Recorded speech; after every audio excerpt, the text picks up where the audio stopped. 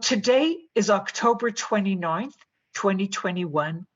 My name is Leah Cohen, and I have the pleasure of interviewing technician Melvin Cohen. I don't know that we're related. Maybe we are. Who knows?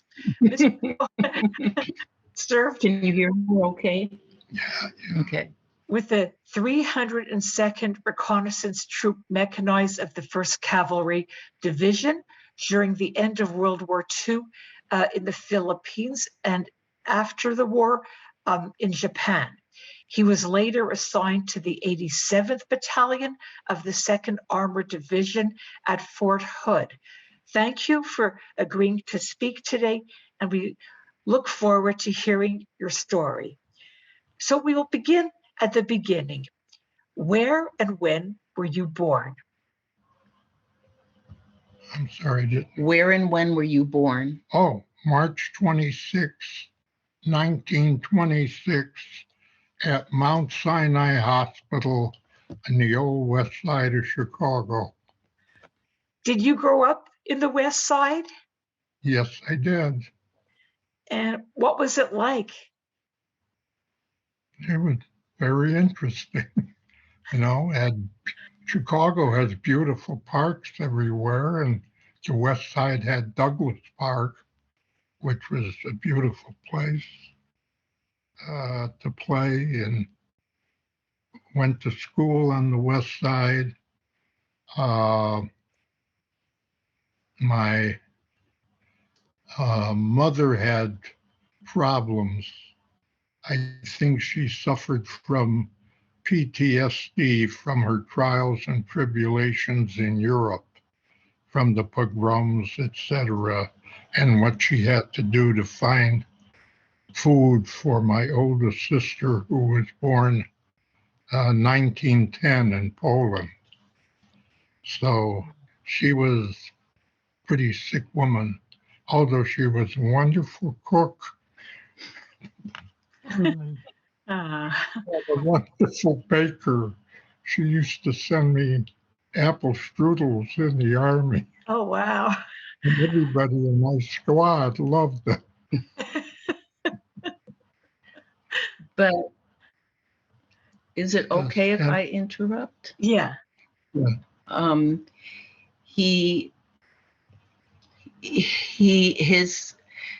His mother came over from Russia.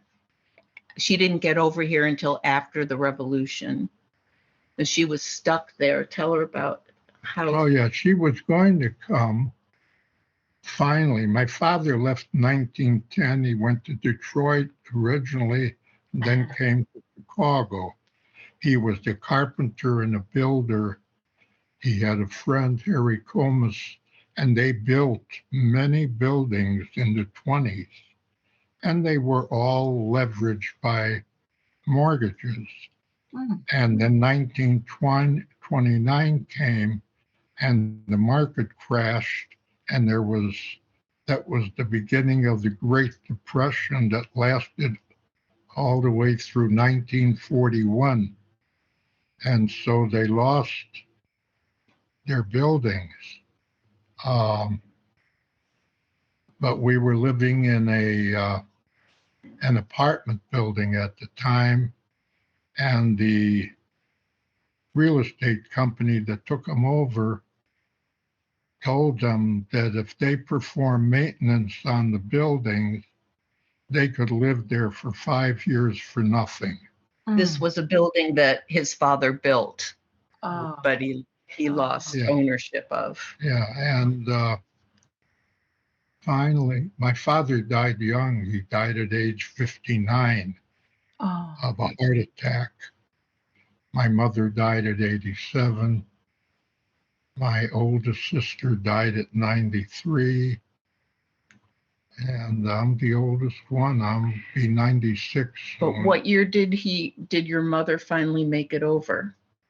Yeah, in 1922, finally. She started to go in 1914, but World War I started, and she had to go back home. She didn't get here till 1922 with my oldest sister, who was 11 or 12, In 1922, my sister Helen Charlotte was born, and unfortunately she died at 87. Oh, I'm sorry, 67 yeah. from double pneumonia.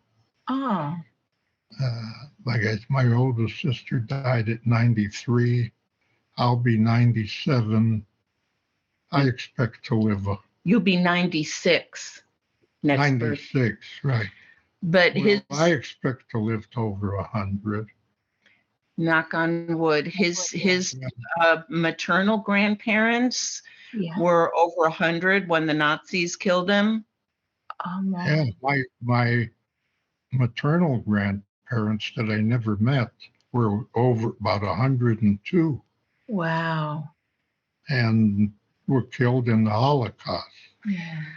But his mother, That many people, of course, deny ever happened. his mother had to steal food during the World War I and the Revolution to feed herself and my father's oldest sister. And she was, had a lot of mental issues. Yeah, she had PTSD. And my father and his sister Helen actually were in foster care for quite a while because they couldn't take care of me. So we lived in foster homes in different neighborhoods and different homes over the years. Where would you where were the homes? Were they all on the west side? Were they all on the west side? Some were in the west side. The last one was the nicest one. It was in Albany Park.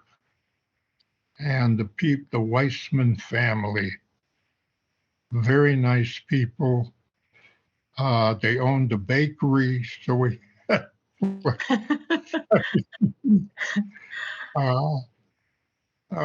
one of the sons was a saxophone player and had his own band. And when I got married, I hired him, pardon me, to play at my wedding. Oh,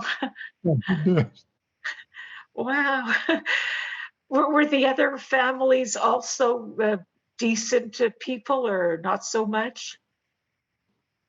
They were all fairly nice people, but sometimes they gave you food I couldn't stand, like cauliflower. But you had to eat it. Cauliflower and broccoli, my nemesis. Yeah, but he said that he never felt comfortable enough in the foster home so he could just go open a refrigerator or a cabinet. Yeah. You know. Only with the Weissmans, the last home.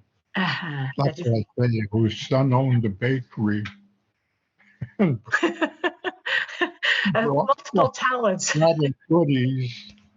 And then the other son had a band, they say, who played at my wedding. Oh. Would you visit your mother and your father when you were in foster care? Would you go to your parents to visit for, a few hours? Did you go visit them when you were living in the foster homes? Did you go visit your parents? Oh, yeah. My father died very young. He was 59. But you were out of foster care by then, weren't you? Yeah, I was living with him in an apartment on Wilson Avenue in Albany Park. And I got a call. He was in the hospital at Lutheran Deaconess Hospital on Damon and Division. And I got a call at 1 o'clock in the morning. They called me to tell me my father died. Would you come and identify him? So we didn't have a car, but in Chicago, the public transportation is great, not like the suburbs. So I just got on a Montrose streetcar to Damon, took a streetcar there till I got to Lutheran to Division, and went to the hospital and identified him. Oh, how old were you when he passed away? Yeah, pardon? How old were you when he died? 17. And I cried a lot because I was thinking of all the times I loved him, but I never told him I loved him. Oh. Well, maybe he knew it anyhow. He died in the hospital alone. He was there for what, 3 months? I And don't my know. father It was was the quite only a one while. who ever came to visit him, and he came every day and had to take like 3 different streetcars to get there. And his mother didn't come, and his sister didn't come. Oh my goodness. Well, my sister Helen was in Yeah, California. but Rose Oh. never came. No, No. So my father went and sat with him every day after school, and then he died alone in the hospital. He was there for an operation, and then there were complications. yeah, a gallbladder operation, and he died at age 59. Well, it sounds like he must have known you cared for him very much if you came every day with a lot of effort and, you know. Yeah. My father, all his jobs, he would give most of the earnings to him. Yeah, I had 3 different jobs. I worked after school at the Coca-Cola bottling company on Ravenswood, loading and unloading trucks. And for that, I got 65 cents an hour, which was more than my father was making as a cabinet maker and everything. He was making 40 cents an hour. Oh. So 65 cents an hour was not bad. But on Saturday and Sunday night, one of my boyfriends told me to come work with him at the Chicago and Alton Railroad, loading and unloading boxcars. We worked 6 hours each of those nights for $4 an hour. Unheard of. Oh, in the- yeah. Right. Well, that It's was amazing. 24, that was $48 for the first. So I used to give my father the $48, and I kept the 65 cents an hour I worked at the Coca-Cola bottling company. Wow. And where was your mother and your sister Rose living at that time?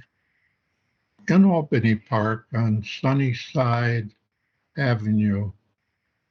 But Rose was, your mother was living with them, right? Right. With Rose and her husband. Oh, I see. Like help take care of her. And Helen was already in California, married. My sister Helen was Yeah. married here, and her husband moved to California.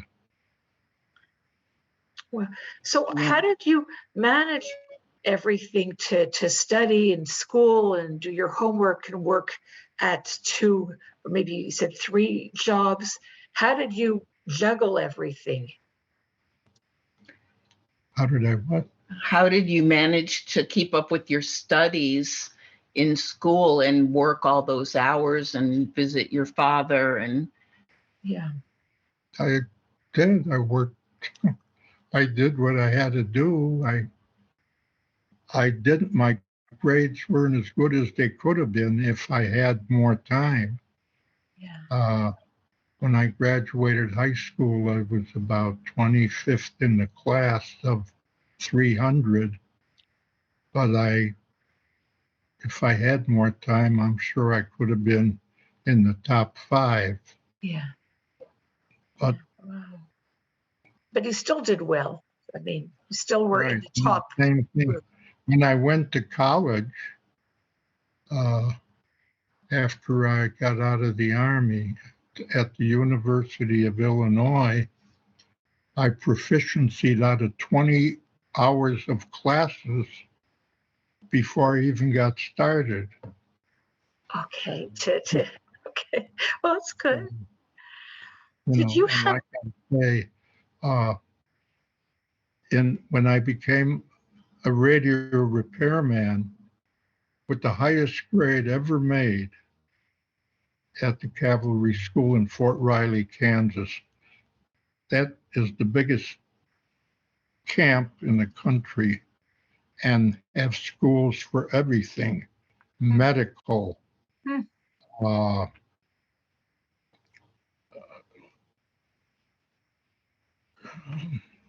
what was I going to say? Like the radio repair, the radio. Radio repair, radio operator, which I also did on CW, constant wave, sending Morse code and receiving it at high speed. And I was the highest grade ever made in the history of the school in radio repair. And yet when I went to the 1st Cavalry, they said, we already have a radio operator. I said, well, send me somewhere else. No, you're here. And I decided that, sometimes people are arrested for driving while black. Well, I concluded that I was accomplishing these high things while Jewish, and that was a mark against you. So they wouldn't promote you And as they would. that, when I was discharged, and I asked the captain when I was being discharged, do I have enough time to get the maximum benefit under the GI Bill of Rights so that if I went to college, everything would be paid for? He said, no, you're a year short. He said, tell you what I'll do. I'm going to discharge you, then you re-enlist for another year, and you go home, and the first 60 days you'll be on furlough. Mm-hmm. And the next 10 months, they'll send you to some camp, and you'll, wherever it is, and then you'll have enough time for the maximum. So I did that, and they sent me to Fort Hood, Texas. Fort Hood, which I couldn't believe, was named after General Hood, who was a Confederate general in the Civil War. I didn't know that. And they still haven't changed it. And that was the home of the 2nd Armored Division. Oh. So at the 2nd Armored Division, I, instead of doing anything with radio repair, anything, no, do you know how to type? Yeah, I learned how to type in high school. So they made me a clerk typist. And supply sergeants from different battalions would send in requests for things, clothing, shoes, gas masks, other things that would be needed. So I would type it up and send it in, and then I would drive this monstrous truck to the quartermaster about 10 miles away, pick up everything, then call the different supply sergeants in the different companies to come and get it. And they did. That was that. But The master sergeants he was from Mexico, Ben Castaneda. He was also originally in the 1st Cavalry Division. You could tell because when you change, usually the division you're in, you wear the patch on your left arm. When you move to a different division, that patch goes to your right arm, and the division you're in goes to your left arm. I don't do the sewing. They have women who sew these patches on for you on every jacket, every shirt, a lot of things. It's unfortunately, it sounds like that although you were very skilled at the radio operations and the Morse code, and I think called constant wave, that unfortunately these skills were not utilized during your service. I'm going to go back a little bit to the growing up years and ask you, did you and your family, your mother, or the foster families, or your friends, did people talk about the rise of Nazism? Was your mother concerned about her parents in Europe? Like, were people talking about Nazism at home in the late 30s, like when you were still a kid? About what? Narcissism? Nazism. Oh.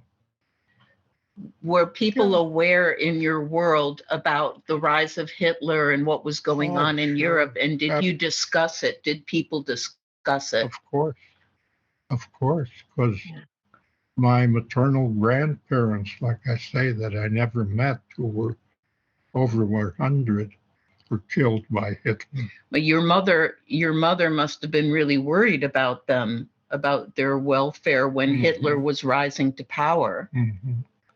Did she ever talk about it? What kind of things did she say? Well, I don't know. I don't remember. But it was a major concern. She was aware. She was aware. Yeah.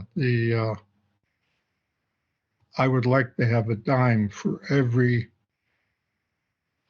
Holocaust denier there is in the world.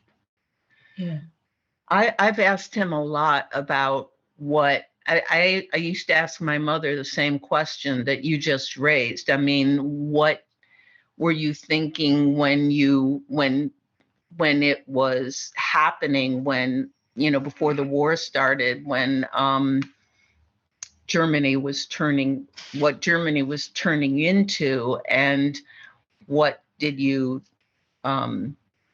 say about it? What kind of discussions were there around that? And then afterwards, when the truth came out after the war, what was it like when you heard about that? And neither of them have ever been able to give me any kind of a in-depth answer. It's always just been, I don't know, or I don't remember, or, and I don't know whether, I mean, I don't know. Maybe. Another interesting thing about in the Army.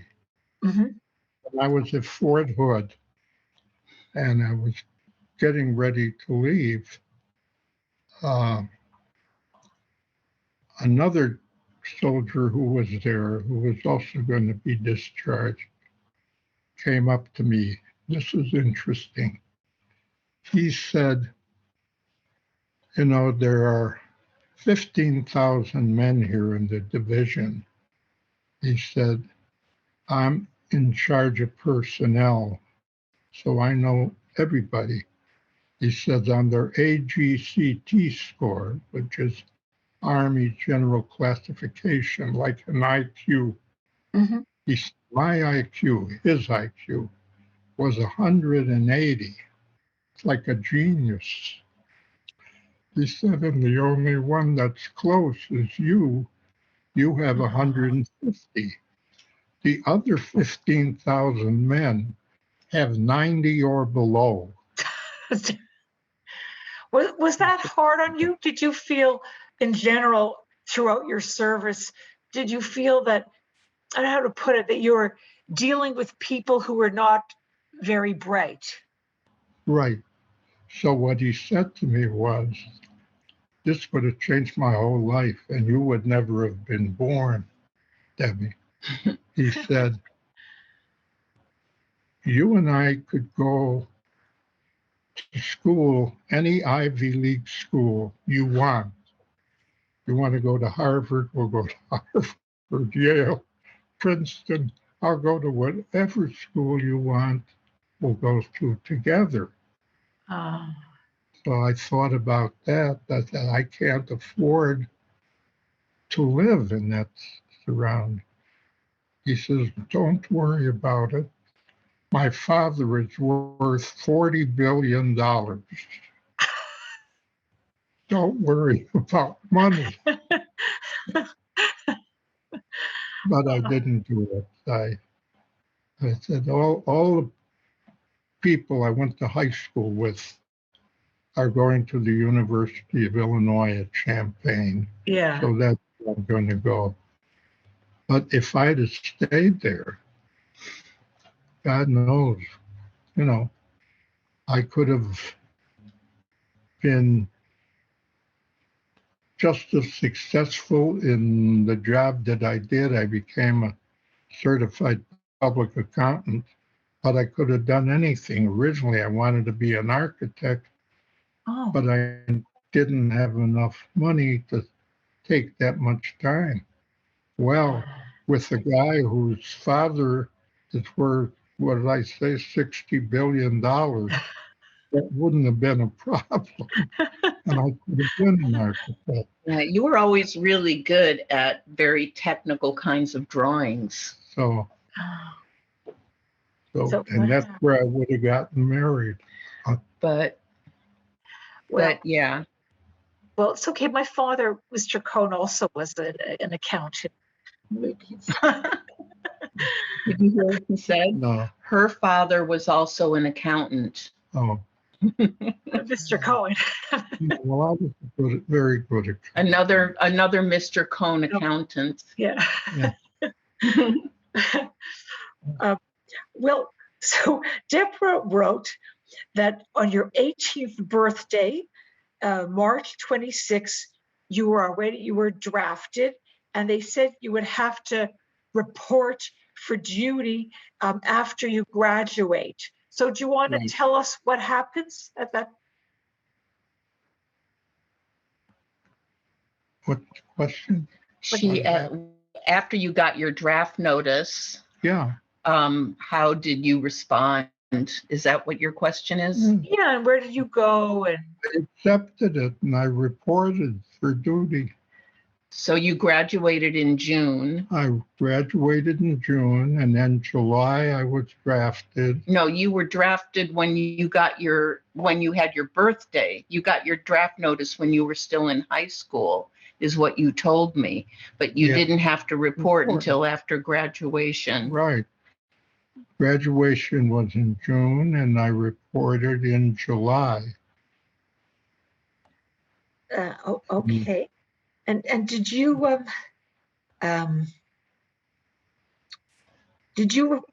go to a recruiting station in Chicago? Did you have to go to a recruiting station in Chicago, or did your draft notice just tell you where to report? Right. I started out at Fort Sheridan for a short period of time. Mm-hmm. Then they sent me to Fort Riley, Kansas, which is the largest, it's, by the way, the geographical center of the continental United States. It's the largest post of any Army military post anywhere. It has training for hospital work, nurses, whether male or female,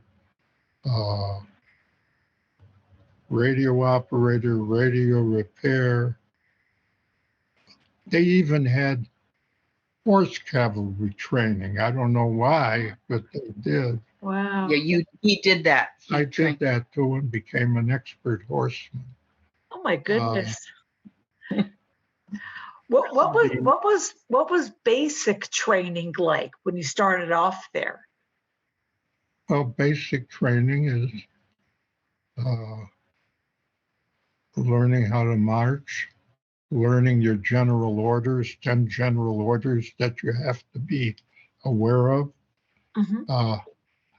how to fire an M1 rifle, which was originally they started using the old Springfield rifles from World War One, Oh. where you had to pull a bolt back, and the uh, not the M1, the Springfield, the M1 rifle, uh, you put in a clip of 5 rounds of ammunition and you fire 5 in a row, and then the clip jumps out and you put another one in and you can fire another 5 rounds in a row.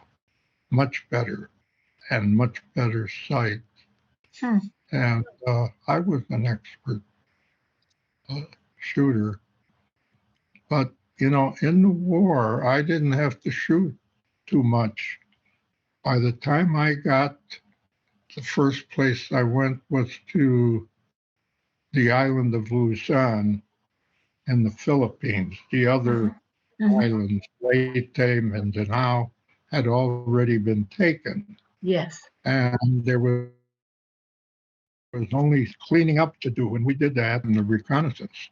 Uh, our troop they took 180 men, and from the beginning of the war, they had 3 men killed and 7 men wounded, which is amazing. Yeah. Yeah. Because in the Pacific, you're in jungles where the kunai grass is 12 feet high, Oh my goodness. and nobody can see you if you're in the grass. And if the Japanese shoot, that doesn't mean they always hit you. It's not like in the movies, everybody hits what they shoot at. Mhm. Doesn't happen that way. Mhm. And then we got ready to invade Japan. We got all new equipment, new clothing, everything. And the invasion of Japan was expected to result in at least 2 million casualties on both, that the aggregate for both sides. Yeah. But President Truman changed that so that on our side there were no casualties. So We had the new B-29 super bomber, and he ordered them to drop an atomic. First of all, they sent over 100 bombers, and they dropped napalm on every major city in Japan, thus burning everything in every one of those cities to the ground. But if you saw Chicago, like a big burned out Yeah. empty lot. Yeah.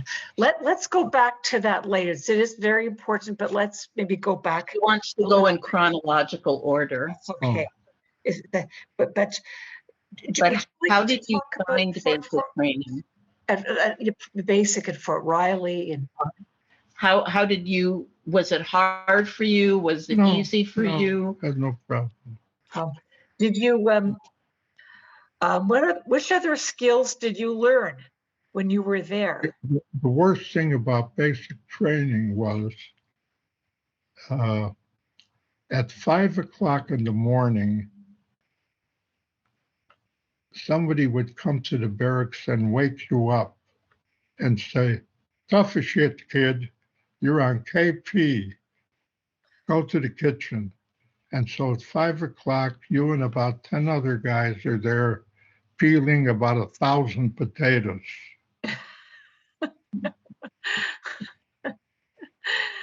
Did they?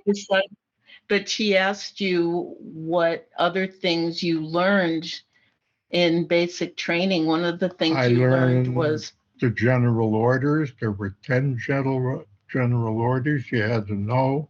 I don't remember them now. And obey and what you're supposed to do, uh, what you're supposed to do on guard duty. And everybody was on guard duty at least once a week. Mm. And that's the funny thing. It's not so funny. It was funny to me. I thought it was funny. When at most places, when you're on guard duty, you don't carry ammunition. Fort Riley, you carry live ammunition in your rifle. Oh. And you see somebody, you're supposed to challenge them. Like I was on guard duty near the horse stables, and down the road comes this Jeep. And I holler out, halt, who goes there? Step in front of the Jeep and put down your identification. He said, I don't know who you are, kid, but I'm Colonel so-and-so, and I'm not doing anything. He says, I don't know if you're Colonel so-and-so or you're a liar. And so put down your ID in front of the Jeep and I'll look at it. He said, go to hell. So I took my rifle and I fired a shot over his head. I'm going to shoot. So he said, never mind, here it is. Come and look at it. You know, but at all other camps, they didn't carry live ammunition. At Fort Riley, we did. But we didn't shoot them. We just shot up in the air. It's always a stickler for the rules. That gets their attention. That's very funny. When did you learn to ride horses at Fort Riley? Was that part of your basic training, or did that come later? No, but there were a bunch of officers who had been very old and were in the horse cavalry, and they insisted some of us did that. And I did it, and it was fun. I was an expert horseman, and when I got out of the Army, I had my children get lessons at a stable, not from me, but from the people at the stable. I didn't bother. I remember when we used to go out riding together, and I think my daughter that's sitting here said to the guy at the stable, my father was in, when they were bringing the horses out, my father was in the horse cavalry. And so he said, take this horse back and bring out Satan. Do me a favor. It didn't make any difference. But they asked for volunteers to train in the horse cavalry, right? They asked for volunteers and you volunteered. Yeah, I thought it would be fun. And it was. And the other thing you learned was boxing. Oh, yeah. Let's ask you when you Then learned my boxing. barracks was a man, I don't know if you know the name, Lou Jenkins. Lou Jenkins was the lightweight champion of the world for 5 years. Oh. And I asked him, Lou, you're the former or still are the lightweight champion of the world? He said, yes. I said, after dinner, could we go out for about 5-6 days and you teach me how to box? And he did. Lou Jenkins, by the way, after that, it's a long story, but he joined the Army and he stayed in the Army. Oh.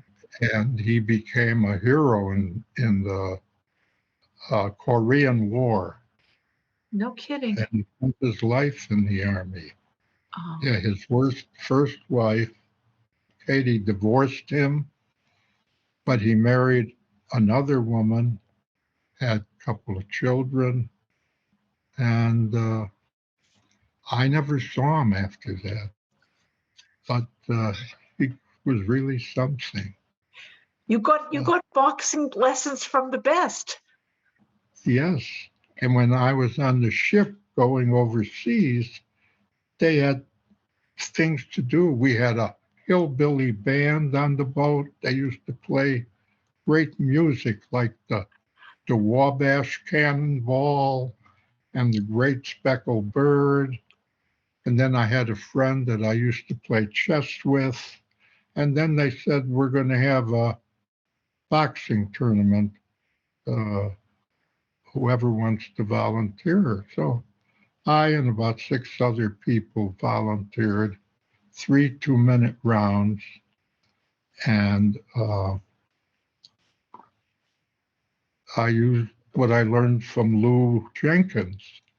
And in the first round, this young man, I forgot his name already. In the first 2 minutes, he never hit me, and I must have hit him 40 times.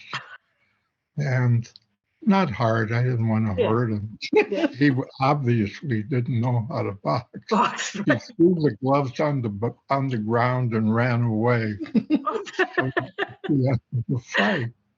And there was another boy, an Oriental boy, who also fought and won. And then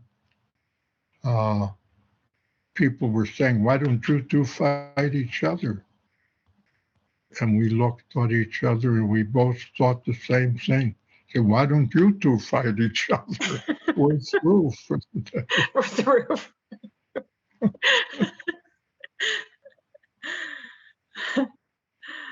Well, did that continue on? Were there other tournaments after that?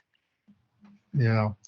And another thing about that ship going overseas. She asked you a question. Oh, what? She asked you, did you continue boxing after that? No. That was not my interest was 16-inch softball, played only in Chicago, tennis, and golf.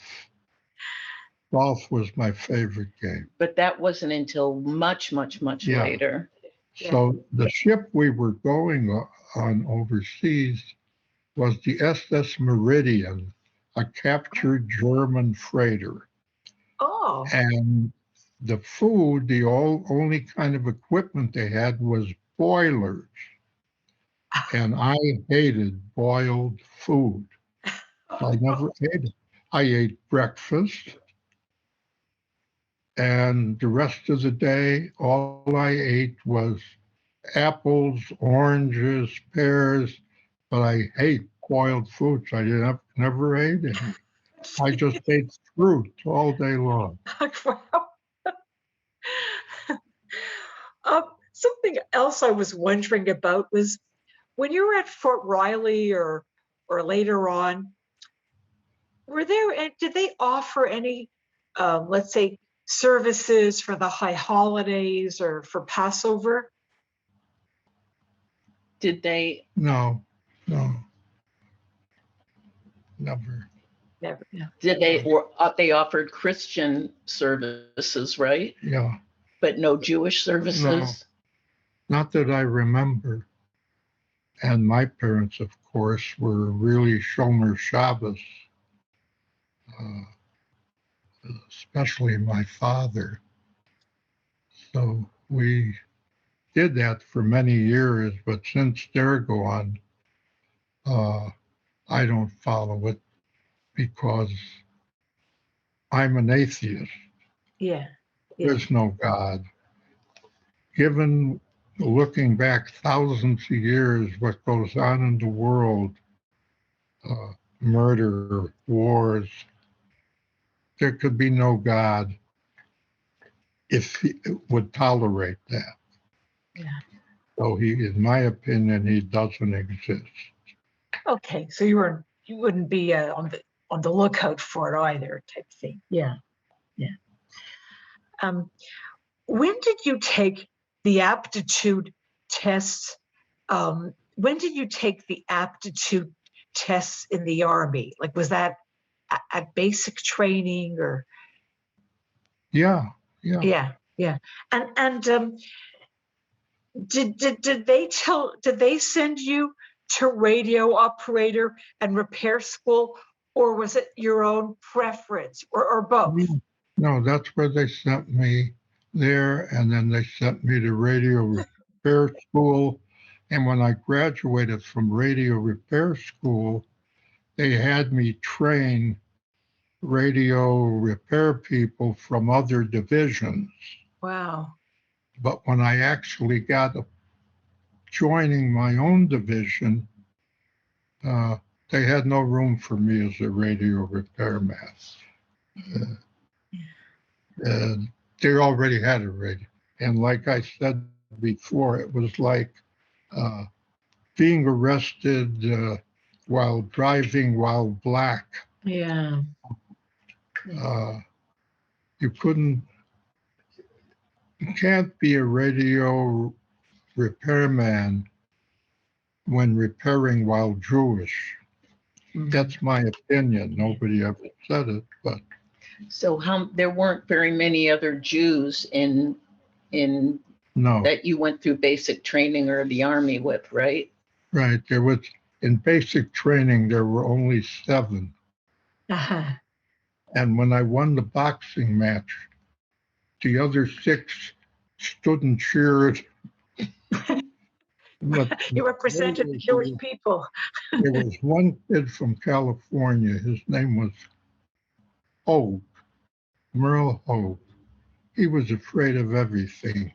When you had to fire a mortar where you drop a shell down this tube and it comes out and flies both 60 and 81 millimeter mortar, he was afraid to do it. He would never do it.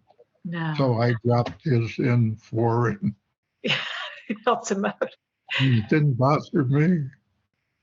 Did you or the 6 other Jewish guys experience anti-Semitism, other than not being used as the radio operator and repair person? No, there was no overt anti-Semitism that I ever experienced. What people talked about privately, I don't know, they kept it to themselves. Yeah. But nobody ever said anything to me.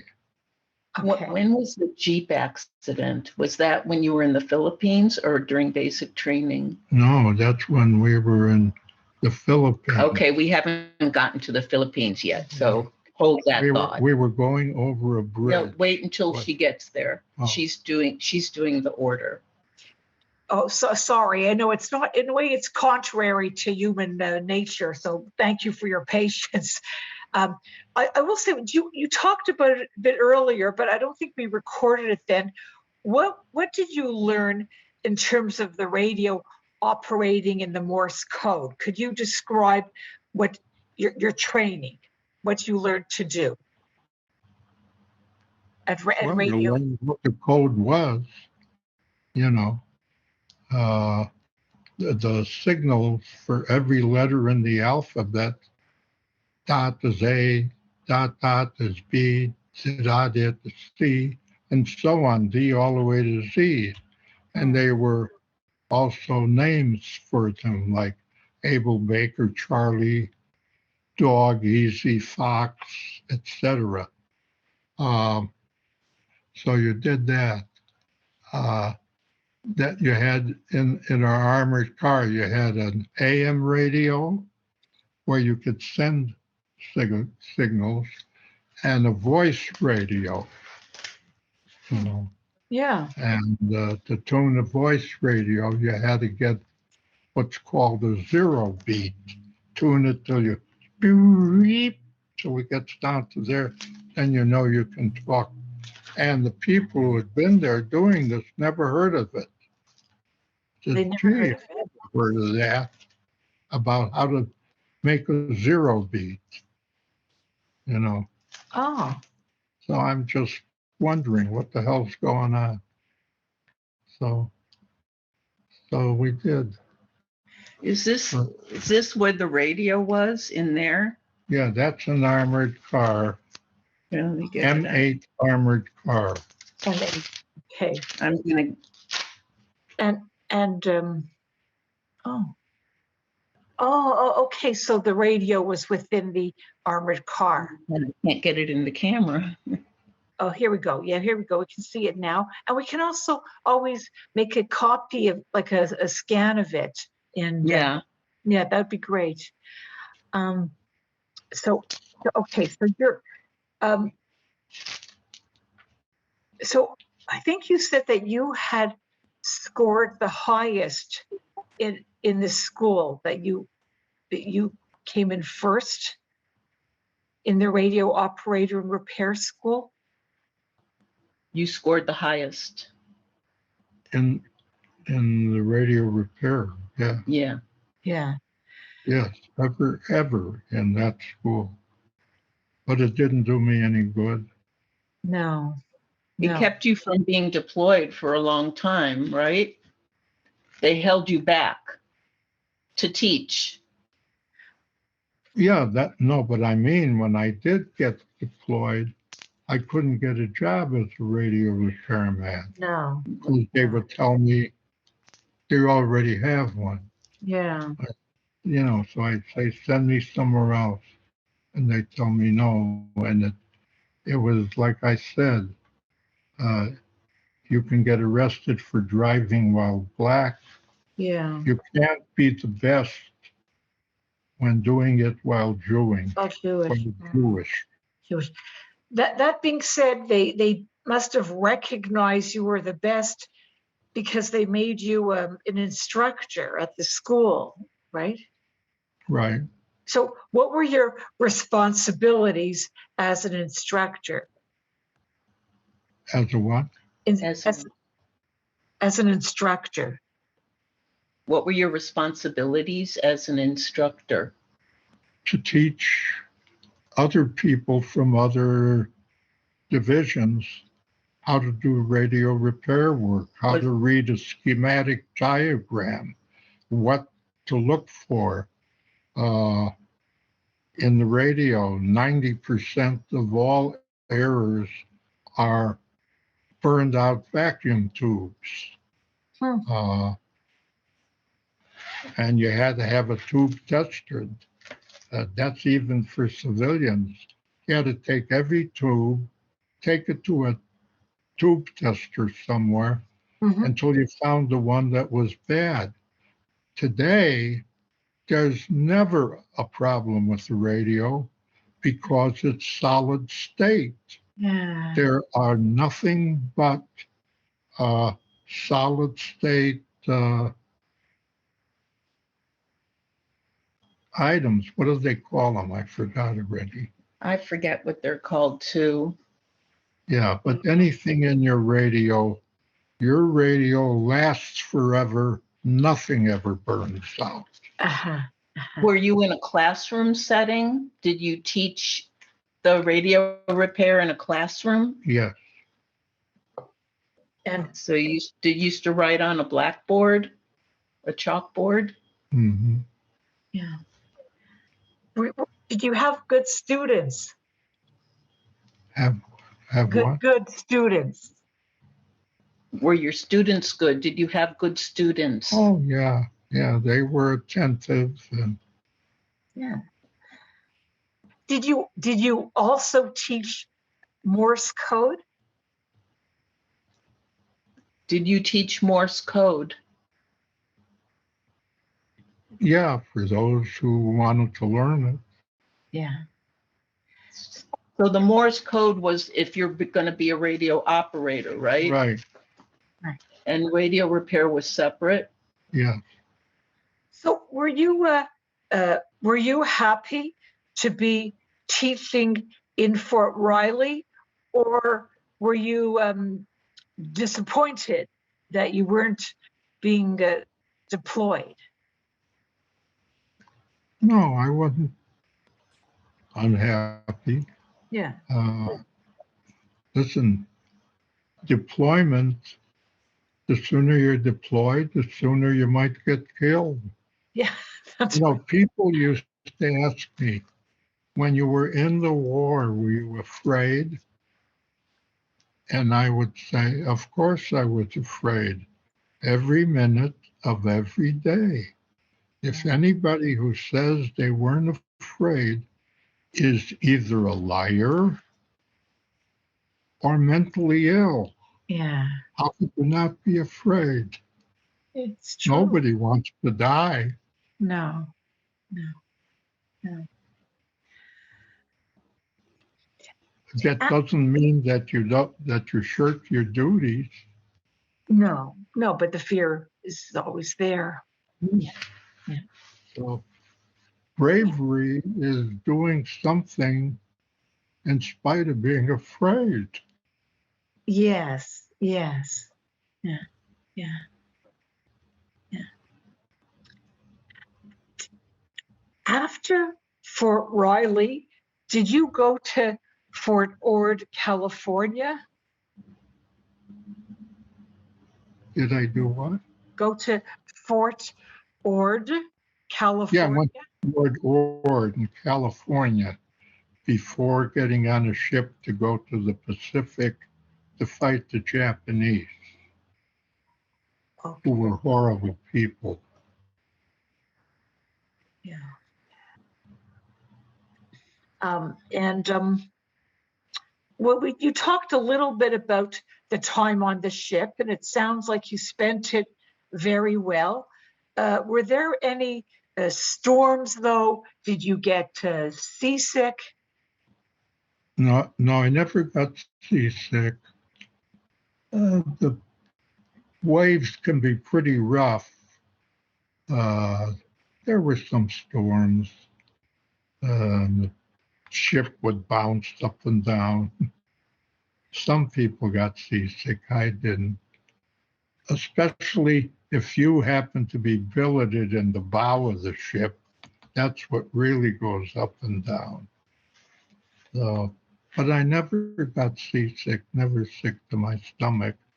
Some people did. On the way home, instead of this captured German freighter, we went home on a big, beautiful Navy APA ship where the food was fantastic. The ships didn't bounce around as much. It was a great ship. Wow. And we came to the first place we stopped before we got to the Golden Gate Bridge was an island called Angel Island. Oh, And we got off to eat dinner. oh my And goodness. what did we have? We had captured German soldiers from the Africa Corps who had been sent to the United States, where they now want to stay and become citizens. And they were dealing out, how many steaks do you want? As many as you Oh my want. goodness. We had a great, great meal. And he said, yeah, they want to stay here and become citizens. What did you think when you saw the German soldiers from the Africa Corps? Nothing. They were very nice Yeah, now, you know. yeah, right, right. And they wanted to stay here and become citizens of the U.S. You didn't think anything about how they were Nazis or, whether they went along with Hitler's. They did what they had to do or they'd be killed. Right. That's like the Japanese soldiers. I asked them when the war was over, how did you do all the horrible things you did? And it was interesting that they spoke perfect English. Oh, Yes, and they said, because if we didn't do them, they killed us. yeah. I said, well, that's a good reason.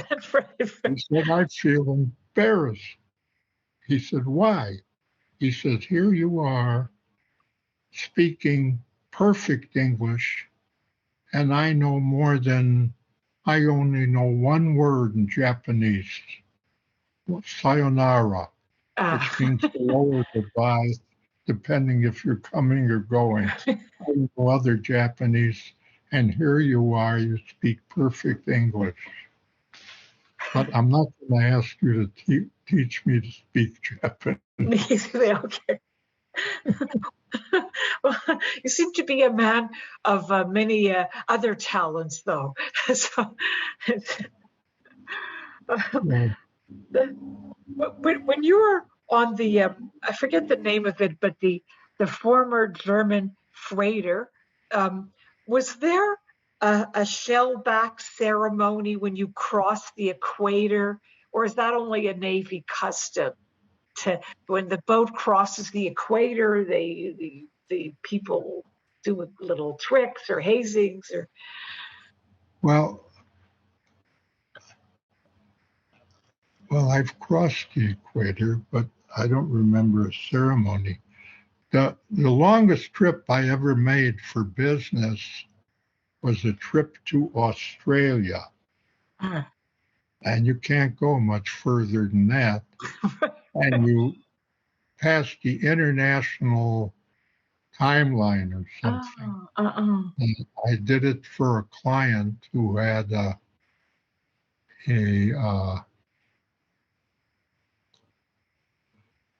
an agent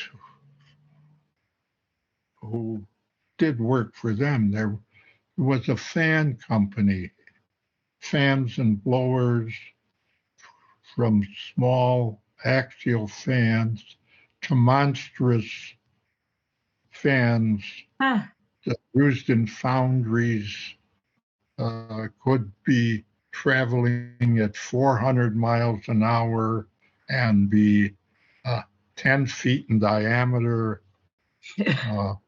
And they had some of these, they used them in the new opera house in Australia. The one that looks like Seven Sails. I was in there. Wow. And to check whether they had to pay royalties for the use of the fans, and would check their books to make sure they were paying the right amount of royalties, you see. And they were. There was no problem. Okay, that's why they needed. It was a very interesting place to be. And I don't remember the exact, I remember getting on a plane and leaving Australia at 5 p.m. and landing in Hawaii at 5 p.m. Wow. Wow. Right. Really And feel it. Yeah. my wife was supposed to meet me there, but she left the message that her mother had died, and so she wasn't coming. So I took a plane and went home. Oh. But when you were on your way to the Philippines, did they make an announcement? We've just crossed the equator, or did they say it? Did they let you know? No. They didn't say. No. So, at what point were you assigned to the 302nd Reconnaissance Troop of the 1st Cavalry Division? Like, were you still in the United States? Was this? When did you know that there was a change? Know that what? When did you know where you were being assigned, that you were being assigned to the 302nd Reconnaissance? Did you find out when you got to the Philippines, or did you find out before you left? No, when we got to the Philippines. That's the first I knew. Did you remember what time of year you arrived in the Philippines, or which month? No, I don't remember that. Well, that's okay. But I remember it was like 110 degrees. Wow. And very hot. And we marched 5 miles with 70 pounds on your back Oh, God. in 1 hour, and nobody fell out.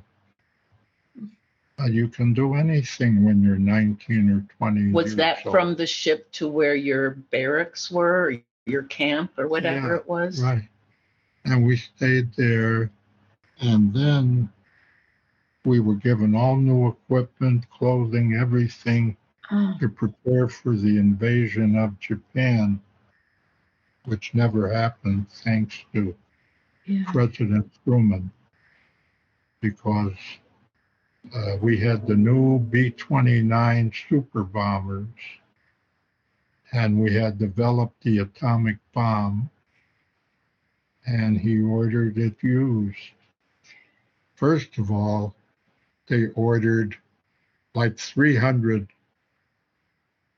B-29s to fly over every major city in Japan, dropping napalm, which set everything below on fire. The cities ended up looking like a big empty lot burned to a crisp. Yeah. And then to drop an atomic bomb, which they assumed would end the war.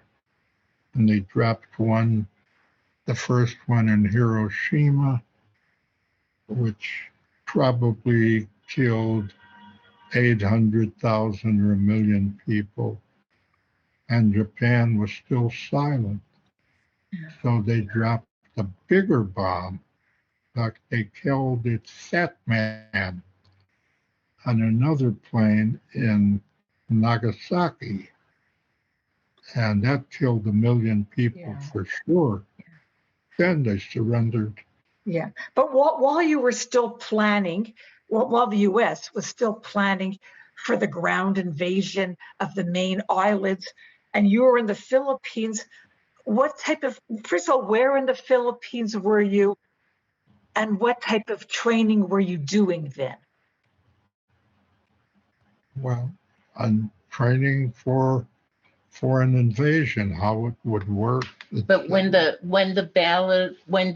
you got there, they were still fighting for the battle for Luzon, right? The battle Right. wasn't quite over. Right. So what did you do right when you got there? Well, there was a little fighting, and that was it. The Japanese were either killed or they never surrendered. You had to kill them.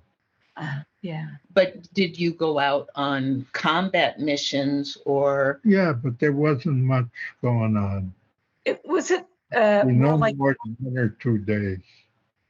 2 days? Okay. Yeah. So after, did you, well, okay, you mentioned that the Japanese were butchers. They maybe they had no choice, but they had to commit atrocities. And indeed, the commander of the Japanese forces, General Yamashita, was sentenced to death by an American military tribunal after the war. So I guess this is my question. Did you see atrocities or hear about atrocities from other American soldiers? Yes. Yeah. Yeah. They did atrocities to even dead people. And I won't tell you what kind, because you'll be sick to your stomach. Yeah. So I'm not going to tell you. Yeah. Did you actually talk to soldiers that had experienced atrocities from the Japanese firsthand? Did you talk to anybody who was a victim of the Japanese atrocities? No, because all such people would have been dead. So you never met anybody who had been prisoner of the Japanese, or? I saw some victims lying in the road and what happened to them, but they couldn't have told you because they were always dead. but you could see that there have been Right. wounds inflicted on them. And I never tell anybody what exactly the atrocities were, because you'd be sick to your stomach. Yeah, yeah. Oh. You're. Susan, start again. You're on Luzon for 2 days. You're involved in fighting. Then it ends. So what happens after that? What happened after what? After the fighting ended. Oh, then we occupied Japan. No, but you were still in the Philippines for a while, Oh, right? So yeah, just getting all new equipment. Uh-huh. Get ready for the invasion of Japan, which never happened. did they put you through training exercises in preparation for the land invasion? Mm-hmm. What kind of training exercises did you have to do? I don't even remember, Debbie. That's okay. Because it's so long ago. But as it turns out, as I say, it never happened because Right. President Truman ordered the dropping of Right. napalm on every major city in Right. Japan, But you don't remember what and the kind of. atomic bomb first on one Sure. city, Yeah. which killed almost 1 million people, and they still didn't surrender. Then a bigger bomb that killed over 1 million people in the second city, which was Nagasaki. Yeah. Then they surrendered. On a happier note, Deborah, on a happier note, Deborah mentioned that you have some photos that you took of Filipino villagers and townspeople. Did you have a camera with you? I have pictures that I have the took. pictures. She asking did you have your own camera with you? Did you have your own camera there? Yeah, I had a camera. Yeah. Some of the pictures are on the wall here. Oh, wow. And did you have any time that you could just go and visit villages and towns? Did you have any downtime, any time off where you're allowed to go and visit? We were in Japan. No, but in the Philippines, were you able to spend downtime visiting villages and sightseeing? You have pictures of villagers though. So you must have been in the Filipino villages. It could be. I don't even remember. I mean, I remember being in the Philippines on the main island of Luzon, but it was pretty well burned up. Where were you going when your Jeep turned over? Oh, where were we going? Yeah. To take it back from the Japanese, but they were practically gone. Oh, so it was a recovered Jeep that the Japanese had taken. Oh, with the Jeep? No. When was our Jeep? Okay, so do you remember where you were going in the Jeep when it overturned? No, but what we didn't realize, shouldn't be more than 4 men in a Jeep. We had 6. And the bridges were like inverted V's up and down. And we were about 80 feet above a big rock pile below. And one of the guys who was with me, who was going to take care of me, he said, his name was John Allen. He was working in the south side of Chicago in the stockyards, killing cattle. And when I first came there, he was like 23 and I was 19. He said, "Listen, Jewish, I'm going to take care of you." Don't worry about it. Okay, so we're in this Jeep, and we didn't know the driver was drunk.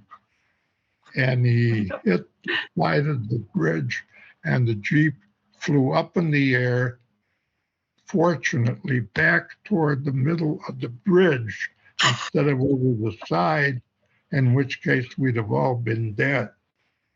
And when it landed, I was in the back. The rear tire is very high. I fell and took a few scrapes, but Jeep didn't fall on me because the tire kept it up higher. And I could hear Alan hollering, "Hey, Jewish, where the fuck are you?" I said, "I'm here and I'm fine." I said, "And it's a good thing." He said, "What do you mean it's a good thing?" "Of course. I mean it's a good thing because if I died, my mother would be pissed off."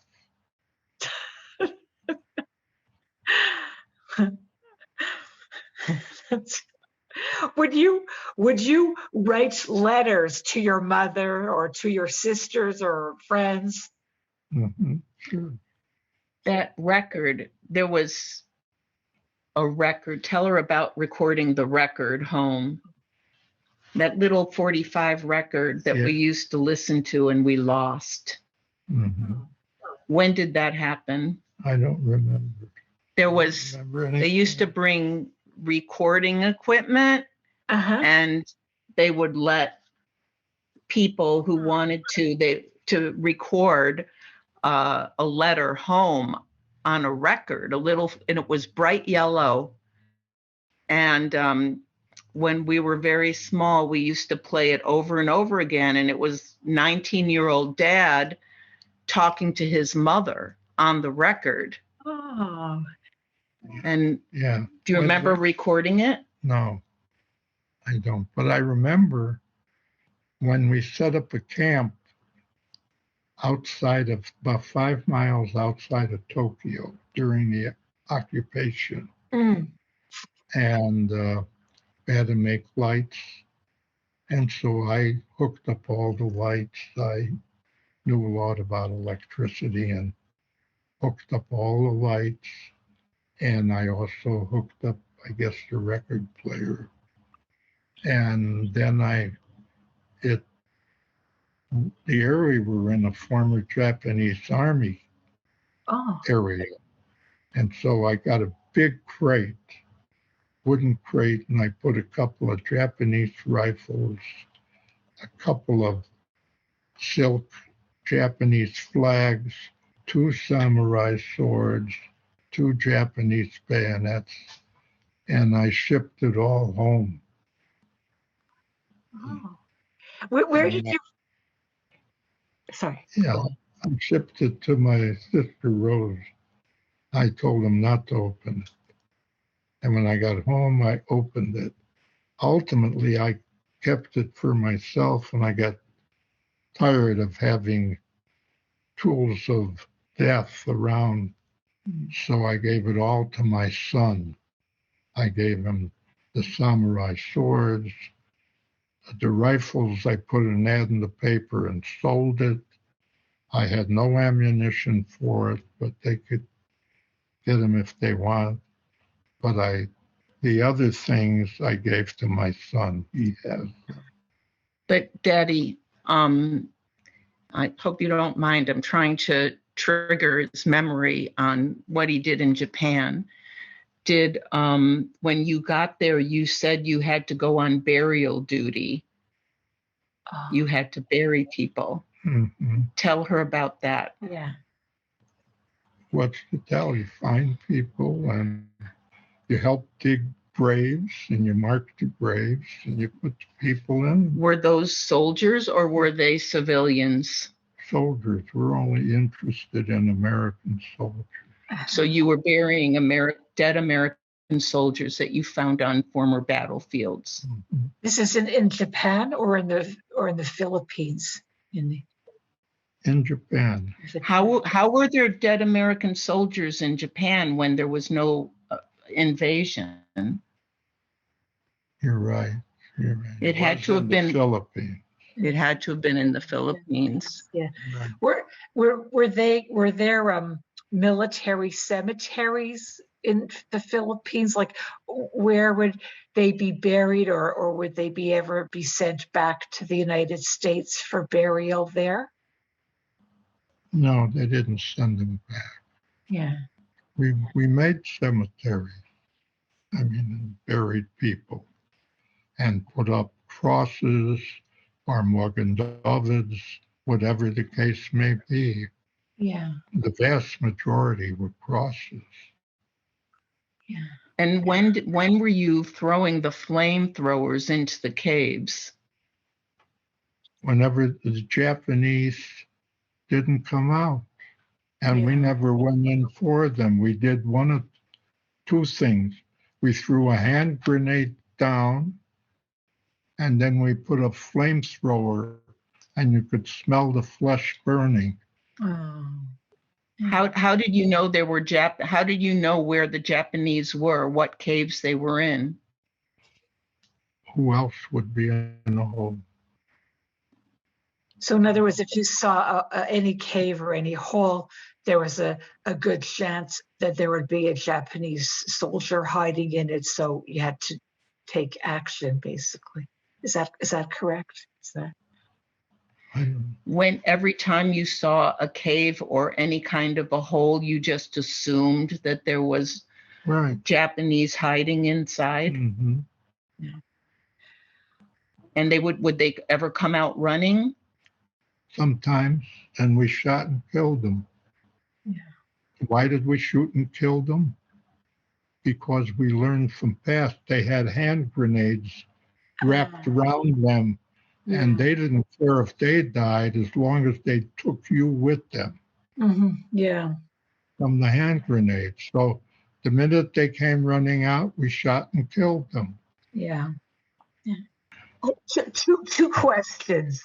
One question is, do you remember where on Luzon you were burying the dead, the U.S. soldiers? Not particularly, no. And the other question is, where did you find the Japanese swords and rifles, or was it In where after the war was over and we set up camp in what used to be a Japanese camp, and all these materials were there. And so different people took different things, and I took what I said and I put it in a big wooden crate and nailed it together and shipped it to my older sister and told them not to open it till I get home. Was that in the Philippines that you found it, or in Japan? In Japan. Okay. Okay. So we know that the 1st Cavalry Division accompanied MacArthur when he went to Japan, and Deborah wrote that you were on shore and you saw the surrender and the signing of the surrender on the USS Missouri. Could you describe that to us? What you remember seeing and what it was like? Yeah, I was there. I watched him. I wasn't on the Missouri, but I was above it on a landing where they had landed all of our equipment. And when the Japanese military hierarchy came to sign the documents, the surrender documents from and MacArthur was there. I didn't think much of MacArthur, actually. He was an old World War I general and was, how shall I say it, had a little of Donald Trump in him. You know, self Important. Yeah, self-important guy. I didn't like him at all. Uh, and he made a speech, ended the sentence with a preposition. I didn't criticize him, but no, no. Great generals are like General Patton, General Eisenhower, Yeah. you know, uh, and a number of others in the Pacific. But MacArthur's not one of them. He was only interested in the Philippines because he had financial interests there. Uh, anyhow, he and I watched them sign uh, Surrender? the surrender terms, and Was there a big ceremony? Did they make a big ceremony of it? yeah. And after they signed it,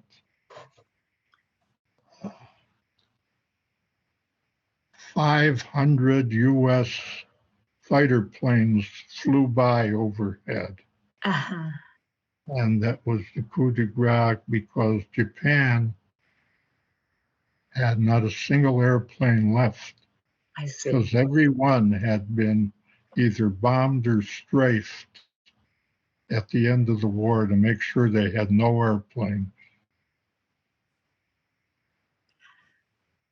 How did you feel knowing the war was finally over? Wonderful. Did everybody cheer? Was everybody cheering and jumping up and down? No, they were cheering. I don't remember anybody jumping up and down. Were there any celebrations amongst you and your men? Yeah. And we were there for, I think, I don't remember, at least 14 months In Japan? in the occupation with close to 1 million men. We went through Thanksgiving, I remember, and our battalion, which is about 3,000 men, had a Thanksgiving dinner made by all the cooks and bakers trained at Fort Riley. And the food was fantastic. Oh my God. And, turkey and cranberry sauce and whatever, all kinds of things. And when it was over, the former Japanese soldiers were eating out of our garbage cans. Wow. Wow. They were so hungry. Hungry, yeah. I forgot to ask you, but what were you eating in the Philippines? What were you eating? Like, did you have rations? Was there cooked food in the Philippines? We had rations, K rations, C rations, different things. If there was time, you were in a camp and there was no fighting, then the cooks could make good meals, which they did. Yeah, yeah.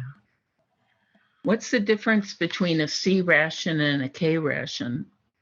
C ration is a can of food. A K ration is dry food. It's got chocolate bars on it and things like that. Okay. And so what were your duties when during the occupation, the 14 months in Japan? What were you doing?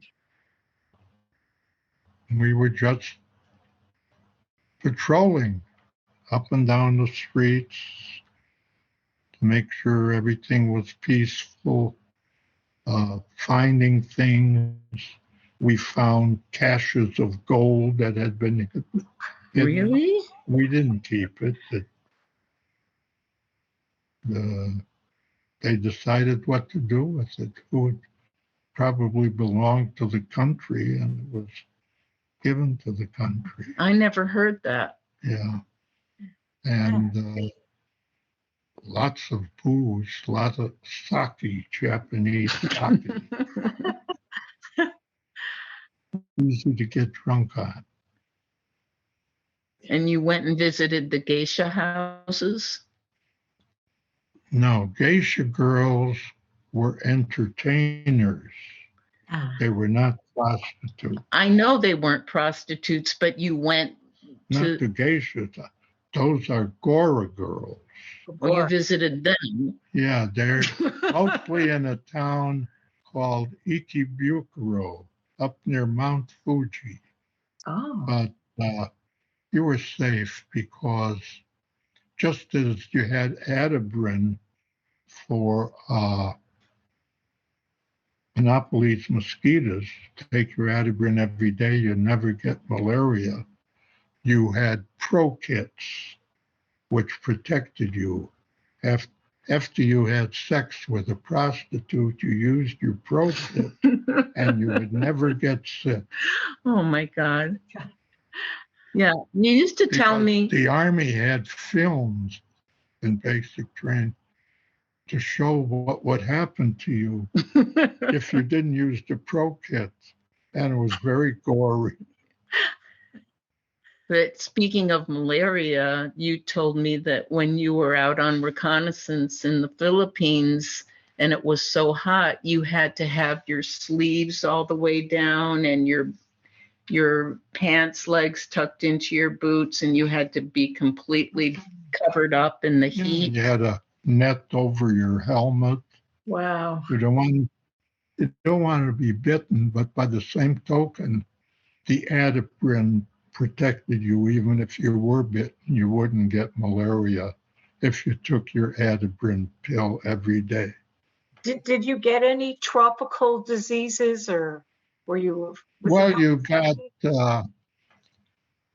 from the heat, you would get your arms would get very red and sore. And for that, you would put on tincture of methylate, which was a red medication, and it got better. Wow.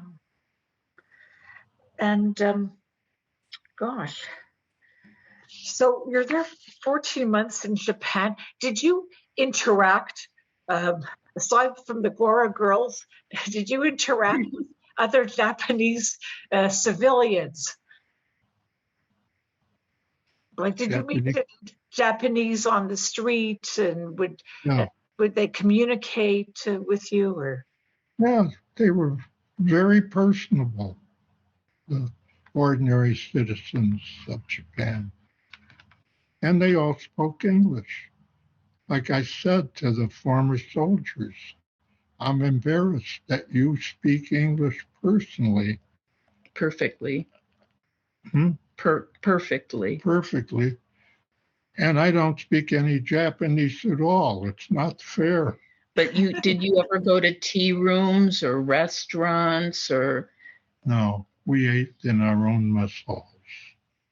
Okay. Okay. And what were your impressions of Japan itself? Did you have a chance to travel within Japan? Did you go to travel in Japan other than Tokyo? Go in Japan? Yeah. Yeah, you could go sightseeing if you wanted to. Did you go Yeah, any? I said we went to the top of Mount Fuji. We looked at some of the big statues there of Buddha statues and things like that. What was your impression of it? Pardon? What was your impression of the country itself? I thought it was a beautiful country. Really. It is. More beautiful after they repaired everything we bombed, it was Yeah. pretty well torn apart. Yeah. He does have some photographs of Japanese town people. There's an area where the royal palace was. Emperor Hirohito lived. And that area reminds me of Michigan Avenue in Chicago, really. Wow. And we never bombed that because we felt if we killed the emperor, they would never surrender. Yeah. Yeah. Do you remember hearing the emperor talk on the radio? Because I remember reading. Yeah. And not only that, after you never saw him, the people never saw him, but after the atomic bomb, he came out and visited those cities and was among the people all the time. Oh. Did you ever see him? Yeah, I didn't know you saw the emperor. sure. Did you ever hear Tokyo Rose? No. Oh yeah, that's like, did you ever, when you were in the Philippines, did you ever get any propaganda over the radios, like the Tokyo Road? No, yeah. No. I guess that's No. The only thing I ever heard in the Philippines is when we were first marching in, a 5-year-old boy ran out to the column and said, excuse my language, "Hey, Joe, for $5, will you fuck my sister?" yeah. It's not now, we're busy.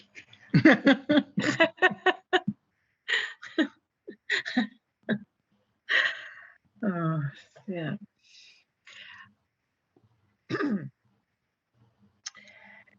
Well, when you were in Japan for 14 months, and when did you hear that you would be getting shipped back to the United States? Oh, after our occupation was over, we were shipped back. That's when we knew. And that's when, as I say, better than that old German freighter, we went back on Navy transport ships, which were beautiful, with beautiful facilities for sleeping and wonderful food. What were the sleeping accommodations like, both going and coming? Were there many people sharing a bunk? Like, how did it work? I don't understand. When you were on your way to the Philippines and on your way back from Japan, what were the accommodations like on the ship? Like, what were your bunks on like? the ship going, the accommodations were awful. Yeah. Going home on a Navy transport ship, they were marvelous. But describe where you slept coming and going. Like, what kind of sleeping arrangements did they have? They were just beds. They were cots that were hung on poles, and that's where you slept on the ship going. On the ship coming home on a Navy ship was like on an expensive cruise ship. And when you landed, first of all, where in the States did you land? And were you able to go straight home to Chicago?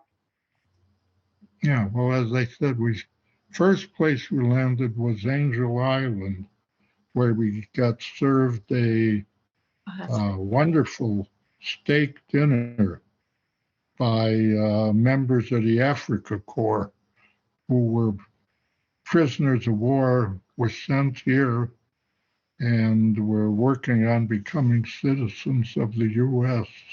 They didn't want to go back to Germany.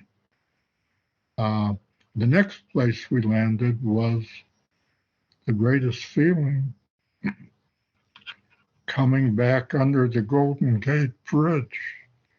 You know, when you left under it, you wondered if you would ever see it again. Yeah, that was wonderful. Yeah. And we went to San Francisco. Again, we had great dinner. And then we didn't fly home. They didn't provide that.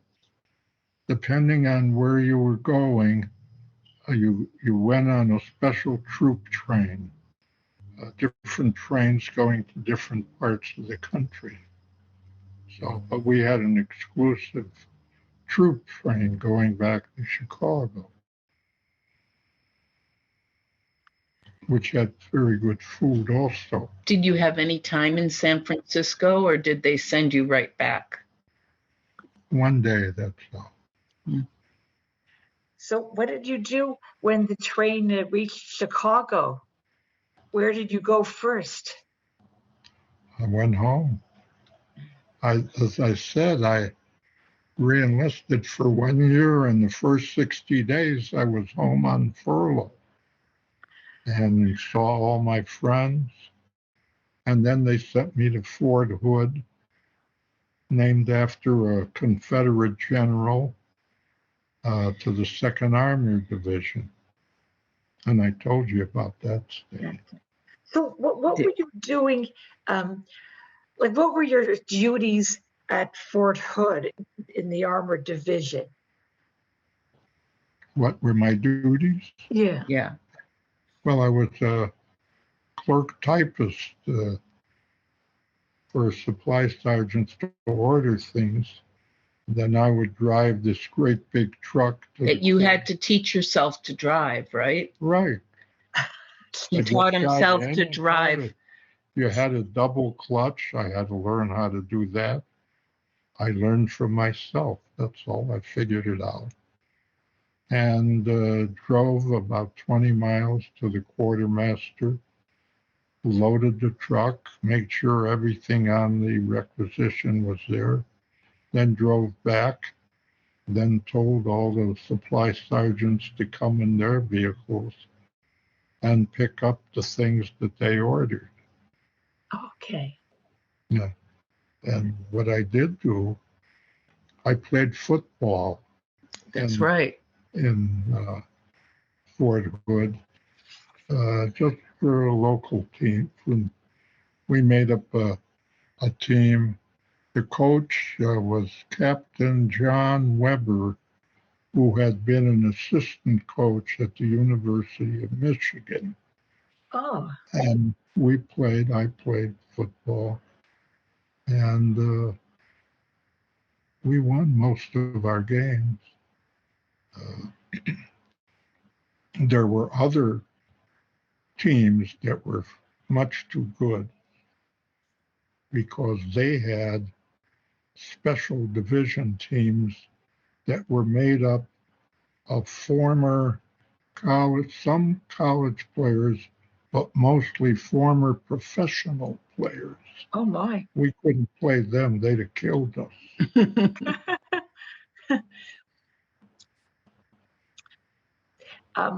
Did you like doing a lot of sports? Like, were you always athletic? Were you always athletic? Yes. I played tennis. My favorite game was originally 16-inch softball, played only in the city of Chicago. But ultimately, my favorite game was golf. That wasn't until much, much later, though. Right. Not in the Army. In the Army, you played football, you boxed. Right. And what else did you do when you were in the Army for sports? Eating. That's sport. Only on the Navy ship. The ship going, the only thing I ate was fruit. Oranges, apples, pears. Mostly oranges. Love oranges. Oh my goodness. Did you receive any medals for your service? No, no medal. And Were you surprised? No, no, I didn't do anything so outstanding. your daughter wrote that you were surprised that you never got the medal for good conduct. Yes, nobody could have had better conduct than me. I never got a good conduct medal, and There wasn't a rule he didn't follow. right. And Maybe it was a bureaucratic oversight. forget about it.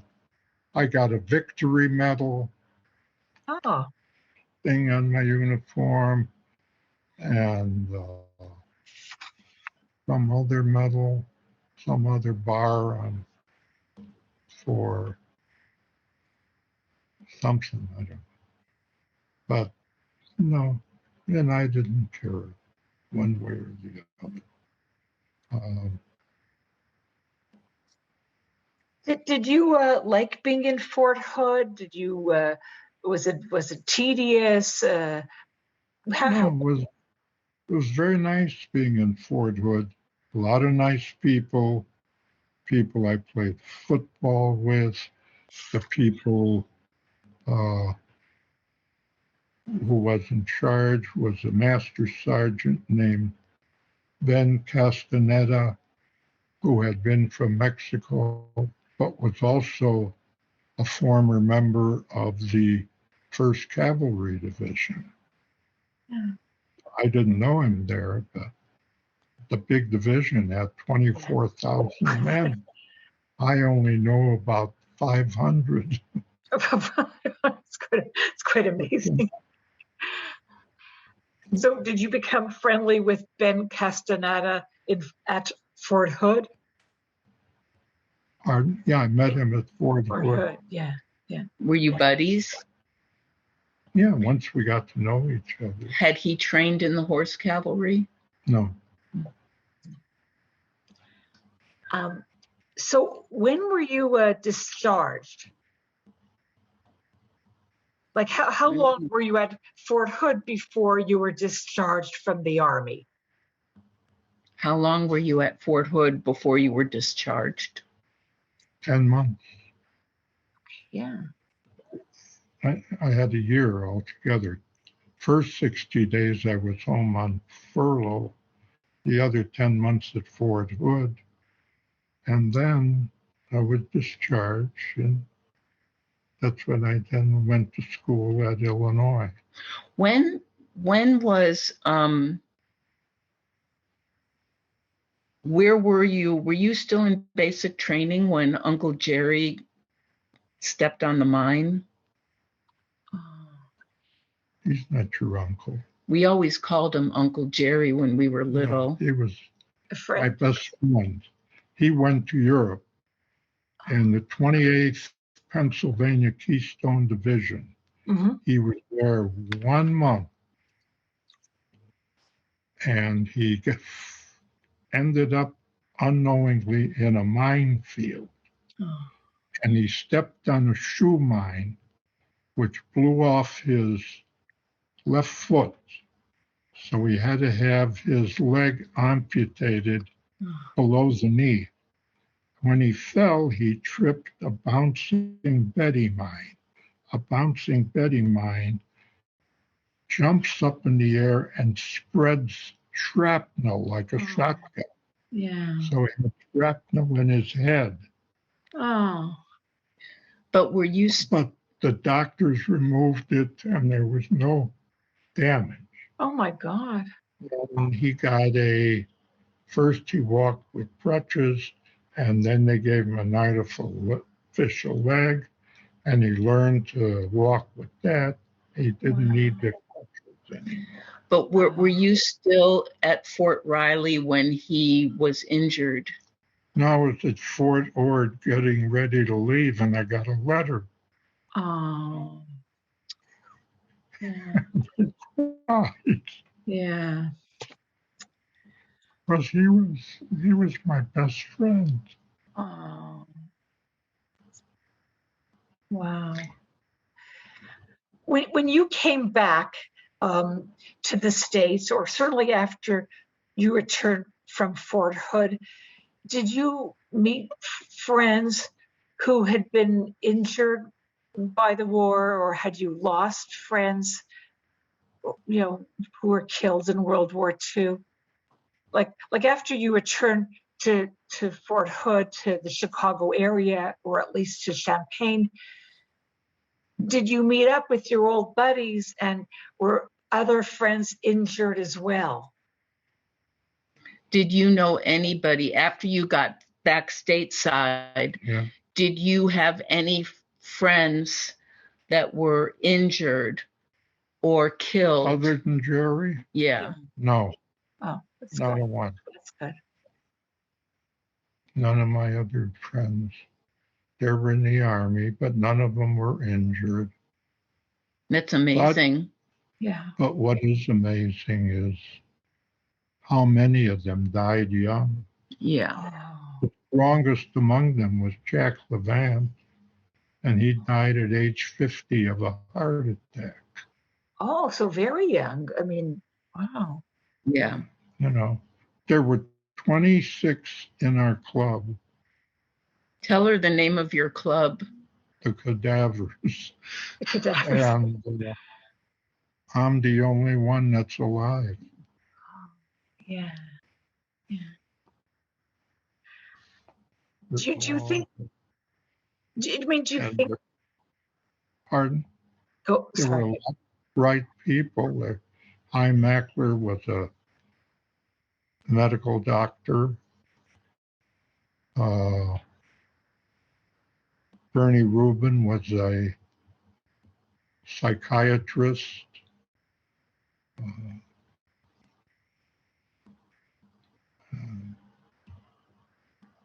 There are a lot of very bright, but they're all dead. I'm the only one alive. Yeah. Yeah. I think that's what's hard. And then, yeah. Yeah. But I am also surprised that so many of them passed away under the age of 50. I mean, that sounds very young. Do you think they had PTSD and that affected their physical health? I mean, Did any of your friends have PTSD, and did any of them Not suffer that I'm aware of. lasting effects from the war? No, No. Not even Jerry? not that I know of. Hmm. you had also, I think, Deborah, you mentioned that your father, that you had hearing loss as a result of the mortars. Yeah. So Your hearing loss. Yeah, that was from going on a rifle range without ear protection. And you're there over a week, you're fired maybe 500 rounds of ammunition, and your ears are ringing like crazy. It's called tinnitus. And nowadays, they give you something to cover your ears so it doesn't happen. So that's why I have like $5,000 hearing aids for nothing from the Veterans Administration. Yeah. Did the VA recognize that the hearing loss was due to the service, or? Yeah. Oh, good. I get many medications. Like I have a breathing medication. I lost part of a lung. I had lung cancer. That's from smoking too many cigarettes. When I was in high school, other people smoked and drank. I never smoked and drank. Only in the Army. They gave you cigarettes for nothing. They gave you beer and booze for nothing. And so everybody did it, so you did. Yeah. So I had lung cancer and lost part of this Oh. right lung. Oh. And I have a inhaler, Deoto Respimat, used to be called Spiriva. I get a month's worth every month for $9. Yeah. At the drugstore, it would cost $750. Wow. Wow. It's huge. Yeah. So you, how did you decide to study accounting? Because it was something that I could do more quickly than anything else. And I felt it was important to be able to do something at which I could ultimately make a good amount of money Mm-hmm. rather than studying architecture, or anything else in engineering, which would take much longer. Did you feel pressure to start earning money to help support your mother? Yeah, that. And when you get married, I wanted to be earning money, When did you that people can live on. when did you meet the woman who became your wife? When or where? Both. I were at a dance at the Drake Avenue Synagogue in Albany Park, and Harold Allswing, who was a favorite guy, but he had TB all of his life, and he died at age 40. Oh.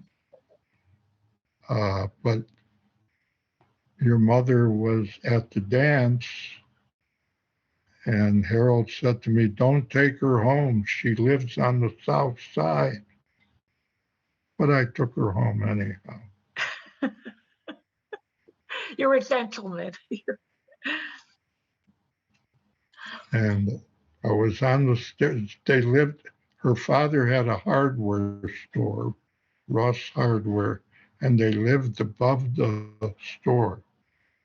And so I was on the stairs making love to your mother. Making out, not. Yeah. And her father walked around us. I could hear him giggling as if to say, "We're going to get rid of the kid." And they did. They got rid of her. That's nice. That's You had nice. a nice mother, didn't you? Yeah, I had a wonderful mother. Yeah. Yeah. That's lovely. Yeah. We And lost her a few years ago. until a few years Yeah. ago. Yeah. So, June 20th, 2018, at 6:05 p.m. oh, She died of nephritis.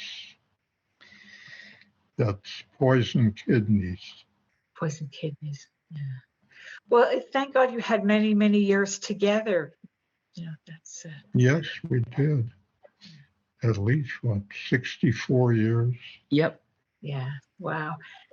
So there were three children, all in all, or am I 4. four? There's 4 children. 4, yeah. A son and 3 girls. Oh, One lives in California. Debbie lives in Skokie, Skokie, Evanston, and Skevinston. and Rebecca lives in Chicago. Yep. okay, nice. And Yeah. Joe's in Buffalo Grove. And Robin lives in Salinas, California. Well, that's nice. Nice. The majority are in the Chicago area. That's great. To what extent did being in the Army help you with the rest of your life? Like, were there skills or behaviors that you learned that carried over to your civilian life? Well, it's it's annoying. People always asking about it, and I don't even want to talk about it. It's Sorry. over, done with, and I'm alive and lucky. You got to be lucky. Lucky, yeah, Nothing else. yeah. But is there anything you learned in the Army or any of the training that you had from the Army that stood you in good stead in civilian life? Yeah, how to discipline yourself. Mm. But you always had good self-discipline because he used to tell us that when he was in the foster homes, nobody really nobody ever really was on his case about getting his schoolwork done or getting good grades or anything, and he always had the self-discipline to To get Achieve. through. yeah Yeah, yeah yeah. Wow. So, Yeah, why would they care? but I can tell you, I don't know if this had anything to do with the Army, but it was always a running joke in our family that if you opened up his sock drawer, all his socks were rolled up in neat little rolls like a platoon, like it's standing at attention. And I always wondered if that was from the Army. I don't know. you don't know. Okay, but certainly, okay. Seems like very disciplined man. Right, and perhaps even more so from the Army, but it was there before, obviously. Mm. Is there a moment from your military life of which you are most proud? Is there any moment when you were in the military that you're most proud of?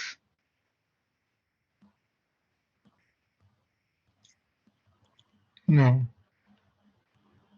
Nothing stands out? Nothing stands out. Okay. Um,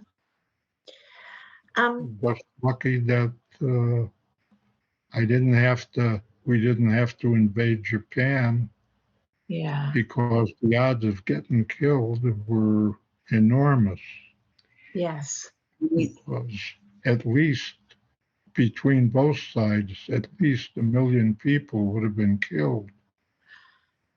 Yeah. I didn't realize until I began to prepare for your interview that how high the estimates were for casualties. Yeah. We got to leave. Yeah, okay. So is there anything that you would like to add before we wrap things up? Anything you would like to say or that we did not talk about? No, I can't think of a thing. Okay. And then finally, one thing that surprises me is that it seems that you and your family talked about your military service over the years. I say this because I've met veterans that only began to speak after 70 or 75 years. That is true. That is very true of him. It's only in the last few years that he's talked about it at all. Oh, I see. So also a relatively recent. Okay. Yes. Yeah. It's interesting. And do you think, I'll just ask you this because our museum and library is dedicated to the study of what we call the citizen soldier. Does this term mean anything to you? There's no right or wrong answer. Does the term citizen soldier mean anything to you? No. Okay. Yeah.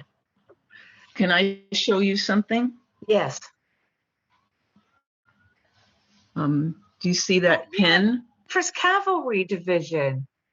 And it says on the sash, it says reconnaissance. Oh, yeah. So when we knew he was going on the honor flight, I scoured the internet for weeks Oh my gosh. and found That's the 1st Cavalry patch. yeah, it says 302 on top for the 302nd Oh. Division. No, No, the 302nd what? troop. The 302nd Troop. Troop and the cavalry is like a company in the infantry. And I found that pin Amazing. and put it on one of his World War II hats. And a lot of times when my father goes out to eat, he goes to pay the bill and finds out that somebody's paid it for him. No kidding. So people, they want to honor your service.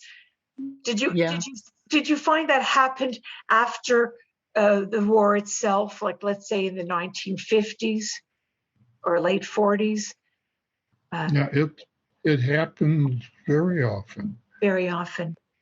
When Not I in go the to- 40s and 50s, though. She asked in the 1940s and 50s. No. I think it only happens when he wears a hat. The hat. Right. Identifying It him. depends. When I go to Portillo's, there is one of the waiters. He always pays my bill.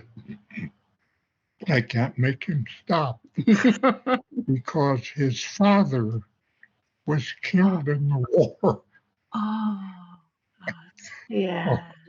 Whenever he sees a veteran, he insists on paying their bill.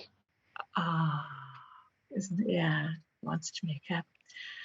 Well, I really thank you so much for talking about it, even though you may not want to talk about it so much. Thank you for explaining and sharing. And thank you, Deborah, very much for rephrasing questions and following up. And I appreciate it. And thank you for your service. We will send you a challenge coin in the mail as a token of our thanks. Wonderful. Thank you. Thank you so much. Thank you. Thank you. Take care. Bye-bye.